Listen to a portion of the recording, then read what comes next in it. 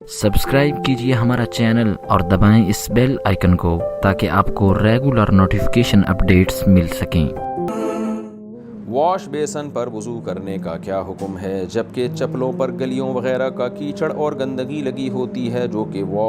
کہ فرش پر بھی لگتی ہے اور وضو کرتے ہوئے پانی فرش پر بھی گرتا ہے اور کیچڑ اور گندگی والے فرش سے چھینٹے اڑ کر بہت اونچی پہنچ ہے بھائی ان کی سوال کرنے والوں کی۔ دوبارہ سے پڑھ رہا ہوں، میں تو دماغ چکرانے لگا تھا۔ واش بیسن پر وضو کرنے کا کیا حکم ہے جبکہ چپلوں پر گلیوں وغیرہ کا کیچڑ اور گندگی لگی ہوتی ہے، ٹھیک ہے،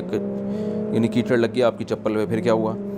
جو کہ فرش پر لگتے ہیں، آپ گھر میں آئے وہ اسی کیچڑ کے ساتھ آ گئے، اور وضو کرتے ہوئے پانی فرش پر بھی گرتا ہے، پھر آپ نے اوپر وضو کیا تو پانی فرش پہ گرا، اور کیچڑ اور گندگی والے فرش سے چھینٹے اڑ کر، یعنی جب پانی نیچے گیا تو نیچے کیچڑ اور گندگی جو چپلوں کے ساتھ آئی تھی اس سے ٹکرا کے واپس اوپر آیا،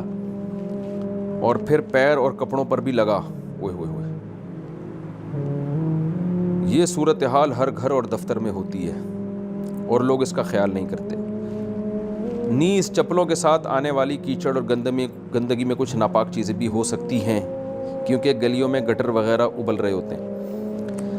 اتنی ڈیپ میں جانے کی ضرورت نہیں ہے، آپ سیدھا سیدھا وضو کریں اور نماز کے لیے چلے جایا کریں، اور اگر آپ کوئی خاتون ہیں تو بھی وضو کریں، مصلی پہ کھڑی ہو جایا کریں۔ باقی یہ کہ گھر میں کیچڑ والے چپل لانا ویسے غلط ہے،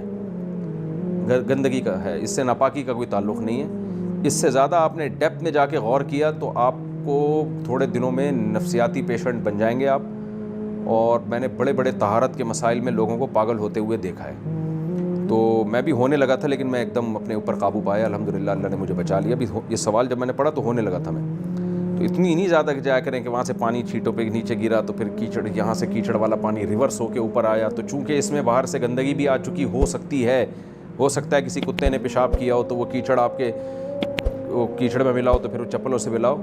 اتنی زیادہ گہرائی میں جانے کی قطعاً ضرورت نہیں ہے، شریعت میں ناجائز ہے اتنی طہارت کے معاملے میں اتنا وہمی بننا۔ تو آپ واش بیسن پہ وضو کریں اور وضو کر کے نماز پڑھ لیا کریں۔ باقی یہ الگ سے ایک چیز ہے کہ کیچڑ والے چپل کارپٹ پہ یا گھر میں لانا ویسے ایک نفاست کے خلاف ہے، اس میں ویسے ہی احتیاط کریں۔